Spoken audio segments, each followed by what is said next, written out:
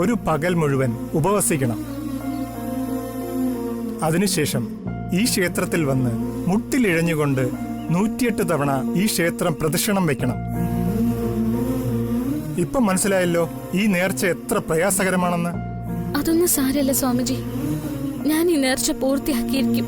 നേർച്ച നടത്താൻ തയ്യാറായാൽ എത്ര ശ്രമപ്പെട്ടും നേർച്ച പൂർത്തിയാക്കിയിരിക്കണം. ഇല്ലെങ്കിൽ കൊടിയ ശാപത്തിന് ഇരയാകേണ്ടി വരും. അത് ഓർമ്മ വേണം. ചിലപ്പോ ശാപത്തിന്റെ ഫലമായി പ്രാണൻ പോലും നഷ്ടപ്പെട്ടെന്ന് വരാം. എന്റെ ഭർത്താവിന് വേണ്ടി ഞാനത് തീർച്ചയായും ചെയ്തിരിക്കും. ദേവി മഹാമായാണ് സത്യം. സർവവരദാനിയായ ജഗദംബിക മോളെ അനുഗ്രഹിക്കട്ടെ. ആ കുട്ടി ചെന്ന് പ്രസാദം വാങ്ങിച്ചോളൂ. ശരി സ്വാമിജി.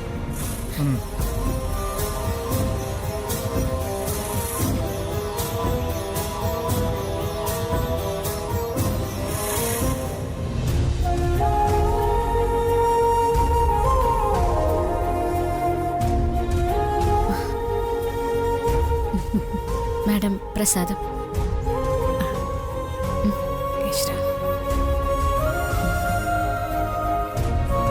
മോളെ, എങ്ങനെയുണ്ടായിരുന്നു ക്ഷേത്രദർശനം? ക്ഷേത്രത്തിൽ തിരക്കുണ്ടായിരുന്നോ? അധികം തിരക്കൊന്നും ഇല്ലായിരുന്നു മാഡം. നന്നായി തൊഴാനും പ്രാർത്ഥിക്കാനും സാധിച്ചു. ഒരുപാട് മനോവിഷമമായിട്ടാണ് ഞാൻ ക്ഷേത്രത്തിലേക്ക് പോയത്. പല പല സംശയങ്ങളും പ്രശ്നങ്ങളും എന്നെ വല്ലാതെ അലട്ടിയിരുന്നു. അതിനെല്ലാം ഒരു ഉത്തരം കാണാനാകാതെ, പരിഹാരമാർഗം കാണാനാകാതെ ഞാൻ പ്രയാസപ്പെടുകയായിരുന്നു. പക്ഷെ ഭഗവാൻ എന്റെ സങ്കടങ്ങൾക്കെല്ലാം ഒരു വഴി തെളിച്ചു തന്നു. തികച്ചും അത്ഭുതകരമായ ഒരു അനുഭവം എനിക്ക് ക്ഷേത്രത്തിൽ വെച്ചുണ്ടായത്. അതുകൊള്ളല്ലോ. എന്തത്ഭുതമാണ് ക്ഷേത്രത്തിൽ വെച്ച് സംഭവിച്ചത്? ക്ഷേത്രത്തിൽ വെച്ച് ഞാൻ ദിവ്യനായ ഒരു സ്വാമിജിയെ കണ്ടു. ശരിക്കും അദ്ദേഹം എന്റെ വിഷമങ്ങൾ മനസ്സിലാക്കി എന്റെ സമീപത്തേക്ക് വരികയായിരുന്നു. ദൈവം അദ്ദേഹത്തെ എന്റെ അടുത്തേക്ക് പറഞ്ഞയച്ചതുപോലെ എനിക്ക് തോന്നിയത്. ഞാനൊന്നും പറയാതെ തന്നെ എന്റെ മനസ്സിനെ അലട്ടിയിരുന്ന എല്ലാ പ്രശ്നങ്ങളും അദ്ദേഹം എന്നോട് തന്നെ പറഞ്ഞു. അത് കേട്ടാ ഞാൻ അത്ഭുതപ്പെട്ടു പോയത്.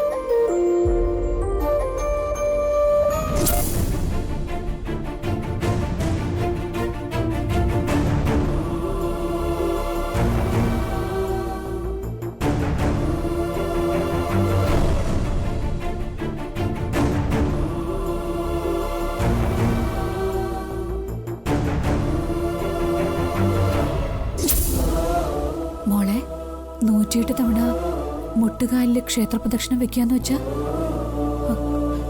കഠിനമായ നേർച്ചയത്. ഈ നേർച്ച നീ നടത്താൻ പോവുകയാണോ? തീർച്ചയായും.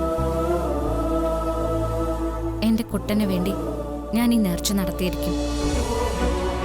ഈ നേർച്ച കഠിനമാണെന്നും പാതിയിൽ വെച്ച് നേർച്ച മുടക്കിയാൽ കടുത്ത ശാപം കിട്ടുമെന്നും സ്വാമിജി എന്നോട് പറഞ്ഞിരുന്നു. പ്രയാസമുള്ള നേർച്ചയാണെന്ന് എനിക്കും ബോധ്യമുണ്ട്.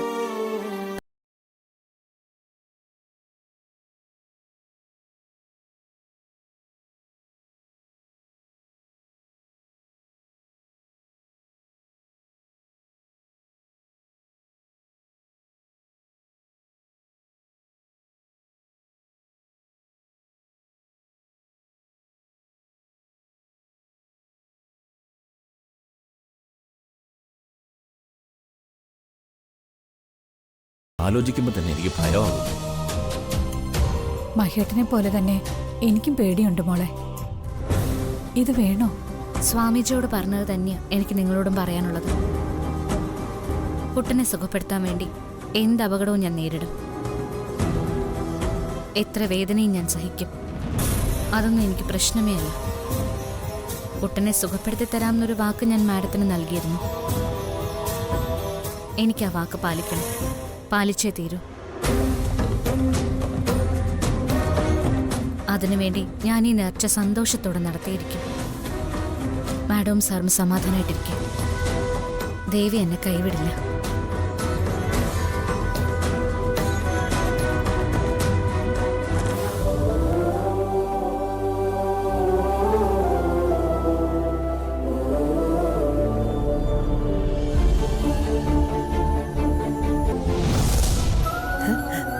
സൂക്ഷിച്ച്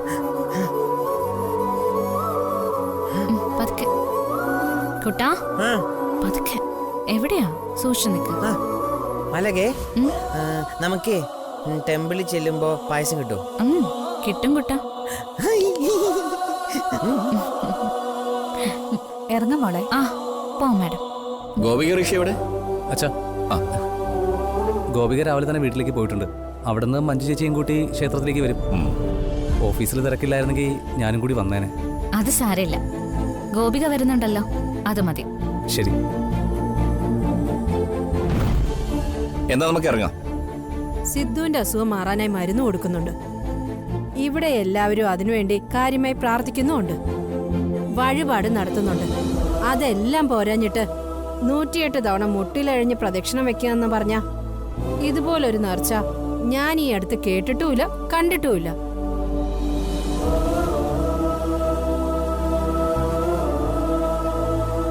അത് മായാന്റിക്ക് ദേവി ചേച്ചി ശരിക്കും അറിയാഞ്ഞിട്ട. ചേച്ചിക്ക് ഒരാളോട് ആത്മാർത്ഥത തോന്നിയാലേ സ്വന്തം ജീവൻ വരെ ബലി കഴിച്ചോന്ന് വരും.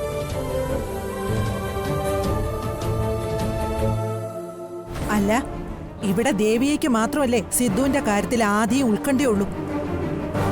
അവനെ നൊന്ത് പ്രസവിച്ച അമ്മയ്ക്കും താഴത്തും തലയിലും വയ്ക്കാതെ എടുത്തു വളർത്തി ഇതുവരെ എത്തിച്ച മുത്തശ്ശിക്കും അവന്റെ അച്ഛനോ ഇല്ലാത്ത വേദനയും വെപ്രാളോ ആ ദേവികയ്ക്കും. പ്രഹസനങ്ങൾക്കൊക്കെ ഒരു പരിധിയുണ്ട്. നേർച്ച നടത്തുന്നുണ്ടെങ്കിൽ അത് ഉള്ളിത്തട്ടി ആവണം. മുത്തശ്ശി, മുത്തശ്ശി എന്റെ ആത്മാർത്ഥതയെ സംശയിക്കരുത്. കുട്ടിന് വേണ്ടി ഞാൻ ചെയ്യുന്നതൊന്നും പ്രഹസനമല്ല. മനസ്സർപ്പിച്ചു തന്നെയാ ഞാൻ ഈ നേർച്ച നടത്താൻ പോകുന്നത്.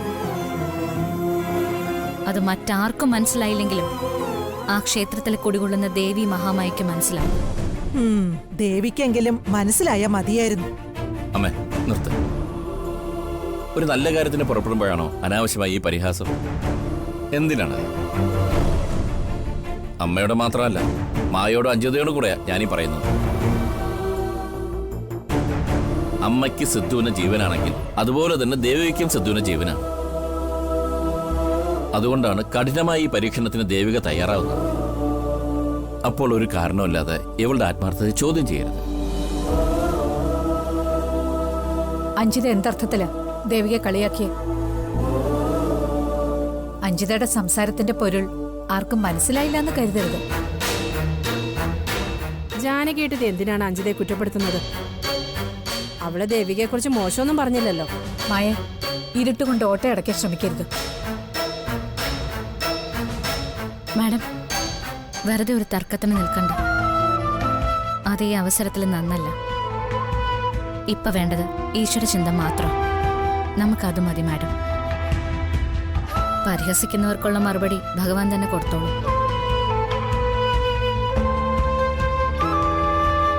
ആരൊക്കെ എന്റെ ആത്മാർത്ഥതയെ സംശയിച്ചാലും എന്നെ കളിയാക്കിയാലും ഞാൻ ക്ഷേത്രത്തിൽ പോകും. നേർന്നതുപോലെ തന്നെ 108 തവണ മുട്ടിലിഴഞ്ഞ് കുട്ടന്റെ ദോഷങ്ങൾക്കുള്ള പരിഹാരക്രിയ പൂർത്തിയാക്കുകയും ചെയ്യും. താല്പര്യമുള്ളവർക്ക് കൂടെ വരാം, ഇല്ലാത്തവർ വരണ്ട. എന്നെ ആരും പിന്തുണയ്ക്കുകയും വേണ്ട. നമുക്ക് ഇറങ്ങാം മാഡം. ശരി, പോവാം മോളെ. സിധു കുട്ട വാ.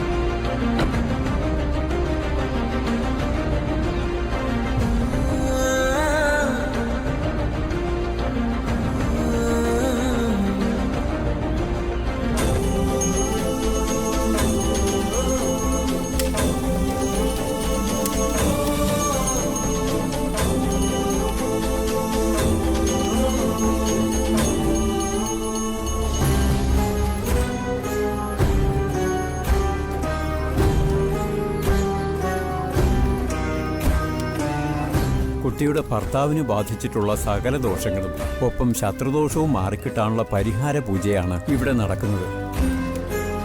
ഈ പൂജ കഴിഞ്ഞതിന് ശേഷം വേണം 108 തവണ കുട്ടി മുട്ടുകാലിൽ ക്ഷേത്രപ്രദക്ഷിണം നടത്തേണ്ടത്.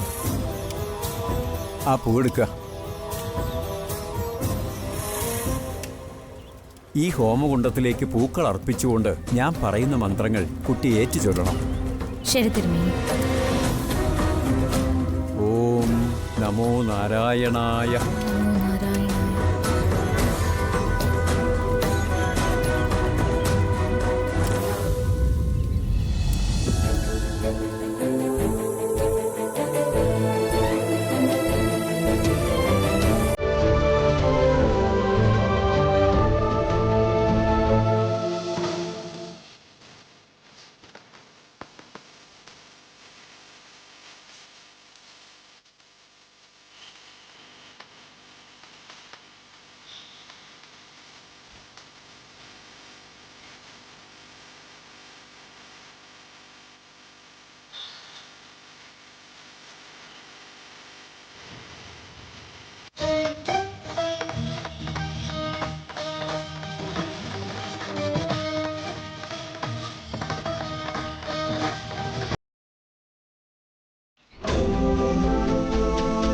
ഇത് കഴുത്തിലണിഞ്ഞോളൂ.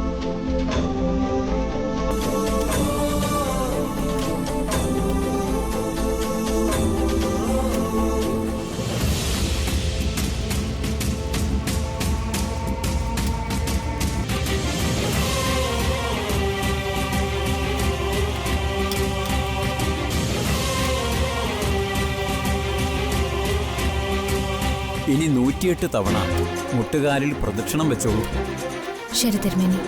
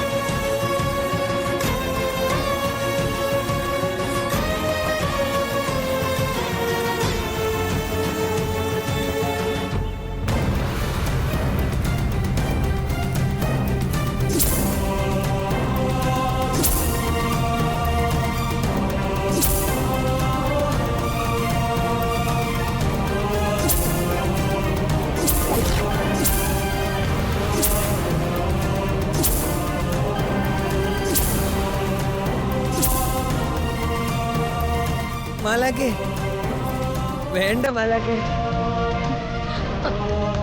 നമുക്ക് നിർത്താം. മതി മാലാഖേ. ദേവി മഹാമായി.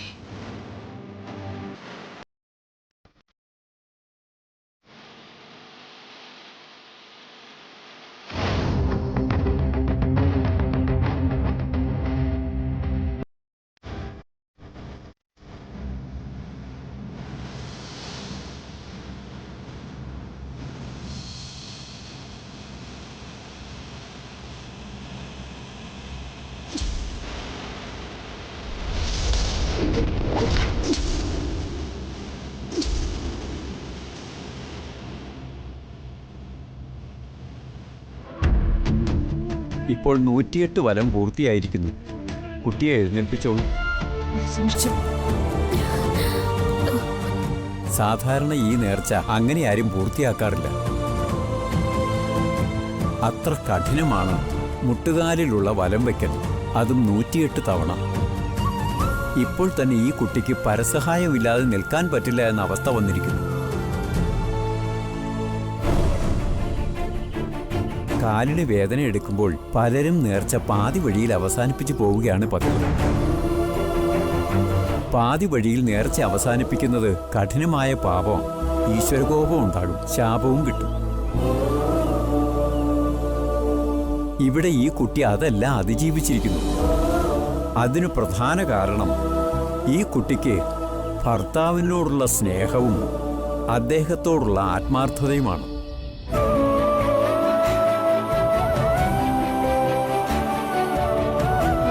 അതാ ഇവിടെ തെളിയിക്കപ്പെട്ടിരിക്കുന്നത്. അതുകൊണ്ടാണ് ഈ കുട്ടിക്ക് ഈ നേർച്ച ഭംഗിയായി പൂർത്തിയാക്കാൻ സാധിച്ചത്. മോളെ,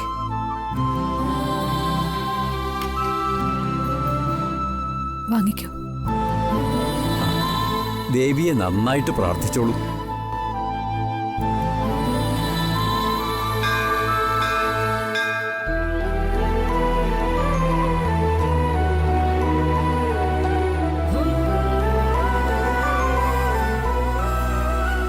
മോളെ, സാരി ആകെ കീറിയല്ലോ. നമുക്കിത് മാറ്റി കൊടുത്താലോ? ആ, മാറണം മാഡം. മോള് ചെന്ന് ഡ്രസ്സ് മാറാം. ഗോപികെ, മോളും കൂടെ ചെല്ല്. ശരി അമ്മ.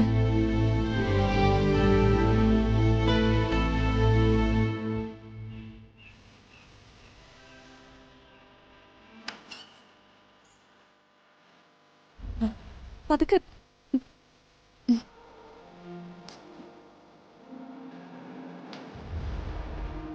ചേച്ചിക്ക് തനിച്ച് ഡ്രസ്സ് ചേഞ്ച് ചെയ്യാൻ പറ്റുമോ? അത് സാരല്ല, ഞാൻ നോക്കാം. പറ്റില്ലെങ്കിൽ നിങ്ങളെ വിളിക്കാം. ചേച്ചി, ഈ ബാഗിന്റെ അകത്ത് മാറി കൊടുക്കാനുള്ള സാരിയുണ്ട്. പിന്നെ കുറച്ച് കോട്ടനും ഓയിന്റ്മെന്റും വെച്ചിട്ടുണ്ട്. കാലൊന്ന് കഴുകി തുടച്ചിട്ട് മരുന്ന് വെക്കാൻ. ഇല്ലെങ്കിൽ ഞാൻ തന്നെ ചെയ്തുതരാം. വേണ്ട ഗോപു, ഞാൻ ക്ലീൻ ചെയ്തോളാം. നിങ്ങൾ രണ്ടുപേരും പുറത്തു നിന്നോളൂ. ആവശ്യമുണ്ടെങ്കിൽ ഞാൻ വിളിക്കാം. ശരി ചേച്ചി, ഞാൻ പുറത്ത് നിൽക്കാം. വാ ചേച്ചി.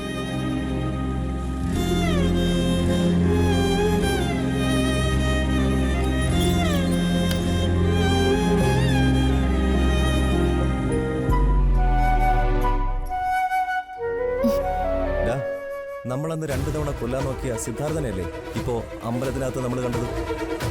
അതേടാ, അവൻ തന്നെയാ സിദ്ധാർത്ഥൻ.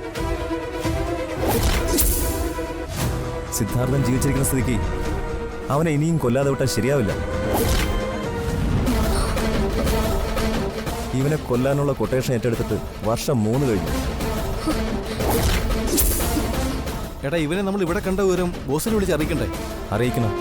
നമുക്ക് ഇപ്പൊ തന്നെ ബോസിനെ അറിയിക്കണം. വാ പോ. നീ വാ.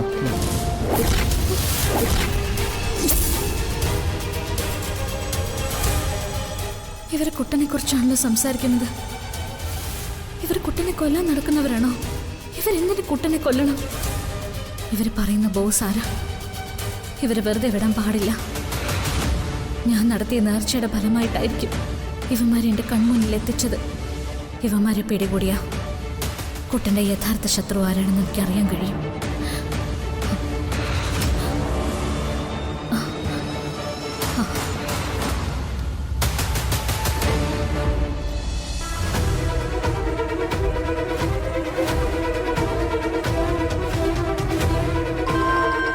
ഒരു മിനിറ്റ്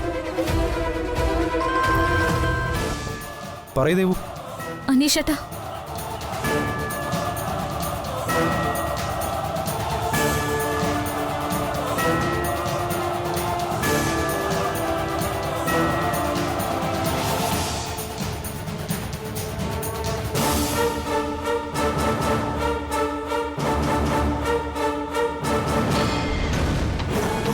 അനീഷേട്ട ഒരു പുറത്തു തന്നെ ഉണ്ട്. അവരെ തിരിച്ചറിയാനുള്ള അടയാളം ഞാൻ പറഞ്ഞു തരാം.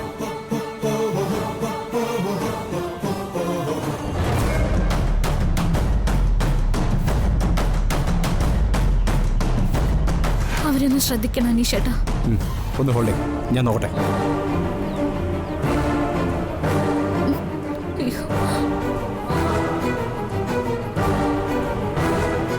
ദേവികെ, നീ പറഞ്ഞ രീതിയിലുള്ള രണ്ടുപേരെ ഞാനിവിടെ കണ്ടു. അവര് കുറച്ചപ്പുറത്തുണ്ട്. അനീഷേട്ടൻ അവരെ കണ്ടോ? അവരെന്ത് ചെയ്യോ? അവര് ബൈക്കെടുത്ത് പോകാൻ തുടങ്ങുക. അയ്യോ, അവര് പോവാണോ? അനീഷേട്ടാ, വേഗം ബൈക്കെടുത്ത് അവരൊന്ന് ഫോളോ ചെയ്യണം.